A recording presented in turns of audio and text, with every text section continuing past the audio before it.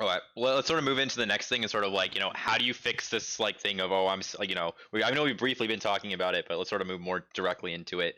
So how do you fix this thing of, oh, I'm plateauing or I'm hitting a ceiling? We'll sort of go into like aiming, and I think I want to go a little bit more into detail about some like techniques you can do, sort of maybe some strategies or some different like types of aim styles you can change, and stuff like that. But does anyone have any thoughts, on this? Just like aiming and how to like try and go up. And I know we talked about it a bit earlier, but try and go a little bit more into it. Consistently practice. Yeah, it's just a lot of practice, Mhm. and you have to be practicing efficiently. You can't just play and play Mhm. and expect to get better. You have to actually be working on something. Yeah. I mean, here, Dev, I can tell you like a few things that people mess up is tensing your hand when you're aiming. Yeah, Right?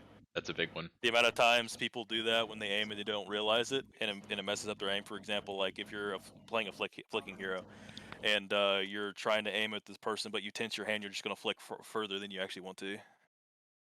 Relaxed. Be relaxed. Or like you need to be like always loose. If you practice in an environment where you're always loose, you're pretty relaxed, and then you get in one where you're more tense, you're gonna mess your aim up because your hand's gonna be different. Oh, I think it's situational, but that's just my opinion. Because if I'm playing soldier, I can't be tensing up. I have to be really smooth. But if I'm playing tracer and I'm 1v1ing another tracer, I have to be faster. I would agree with that, actually. Yeah. That makes sense. I would agree with that. That makes sense. People are really far away on BAP. Sometimes I'm not like a scientist. I don't know for certain, but I feel like I have a much higher success rate at like tracking at really long range Mhm. if I just like grip the mouse tighter. But Sorry. I guess yeah. Wouldn't this also like affect on your sense though too? Like based off of your sense and your this thing? Because like I don't know. I'm curious for Dev's opinion. Sense is like I don't know if it's that important. I don't think it's that important either. The thing that actually matters is like what you use, because like I cannot use anything lower than 30 centimeters for 360. If I use lower, then like all my skill goes away because all my skill is in my wrist, and I have no arm skill. Yeah. Yep, I mean, it and also think depends that's on the kind important of person you are. There's a bunch of factors for aim, right? And also what feels better. What feels better for you might be different for somebody else, right? Yeah. And also like people just like comparing sense can be kind of useless because Yes. people hold the mouse differently. They have different Yes. mouse pads. Like I used an armrest for 4 years, and then I went around asking people. Turns out no one uses armrests. So like the way I grip my mouse for those 4 years when I use the armrest, it's just dramatically different because it's just completely positioned. Like Yeah. like you can't hyper focus on sense because of a million other factors. Yeah, of course. Also, like if you're normally a wrist aimer and you're like, I'm gonna put my sense down to 1 in 800. Well, that's gonna be very difficult. Yeah, it's gonna be rough. I mean, I think if you're just starting out and then like, there's definitely a way that you can improve. Like, okay, so for example, if you use like mid sensitivity, which is probably around like 31, 32 centimeters, you can improve both aspects of like your arm and your wrist. It's just like since I started out with a super high sense, which around like 25 centimeters for 360, and that's where I got all my skill over the past 2-3 years. So me just going any lower than that is just wasting all that time basically, and I would have to start from scratch and take me another 6 months to a year just to get the same skill that I have on my wrist with my arm. That makes sense. What do you think about just a general thing where like I've seen players and I've noticed at least that are better at like mid-range and close range versus like long range? Like what are your just like general thoughts on that, Dove, or anyone else? And you can put it into like sense or just like the play style and other stuff. It's just how you practice.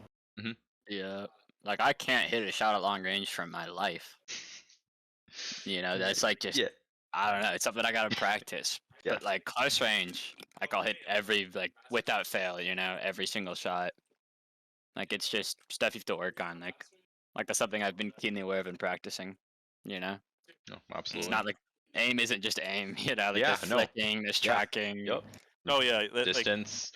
even if a game is primarily flicking, you still need to know how to track. It's gonna matter at some point. And even then, when you're flicking, sometimes you track first, then you do a micro flick, or you'll do a flick, and then you have to do a tiny flick or track a little bit there. All of it matters. In Valorant, you have to flick to corners and track the ledge Yep. so that they don't just like pop up out of nowhere. But for me, like, so mostly, like, I think the most useful is definitely mid-range. Mhm. So that's what I practice for the most part. But then what would happen is I would end up playing Tracer from super far away. And that was like a crutch, and I would never ever get close. So, because like I just wasn't skilled at that. And so I started practicing it, and then now like I can go close no problem. Gotcha. Nice. I noticed one thing randomly for people that track, do a lot, or people that like to try to have good aim crosshair placement, right? Is that before they've even seen a person or know where the person's at, they will shoot and actually just completely mess up half of their shots or like where their aim's going to. You ever done that? Yeah, it's also something that you have to practice because I think it's a pretty bad habit that some people don't even recognize that they do. no, it's so bad because It's the first yeah. shot, especially on Tracer or Soldier, like I think it- on Tracer it's really important. Yeah, You lose yeah. half your clip. Like if Yeah. you miss, you're gonna lose half your damage. you lose half your clip, and you also lose the initial burst that That it's can- like 100% accuracy, and then the bloom starts afterwards. Yep. So, that's it. Yeah, it's very similar to like tac shooters too, where your first shot really matters, so don't waste it. Okay. Trying to think here. Is there anything else on aim sort of we want to talk about? I think we sort of covered a pretty good base on it. It's also movement because Oh yeah, right. Oh yeah. I think this is a really good point. Go ahead. you can. One thing that one of my friends does is he just presses the same button as the enemy. So if they're moving to the right, he goes to the right, and he just doesn't move his mouse. But you could also do the opposite, and every time they go to the left, you go to the right, and then you have to track them hard. Yeah. Yeah. Sometimes it's better to let instead of moving your mouse, it's to have the enemy walk into your crosshair, or you just move yourself into their head. Yeah, it's called strafe aiming. There's a bunch of theory about it. Yeah. What do you guys You think don't see about? people. Oh, good. Sorry, you don't see people use it that often, but in certain games, it's pretty useful. I mean, isn't that Here or what there. Surefour was known for? Was like, It's like, if you had an advantage, he would just start matching your movement and just win. yeah, I've heard that too.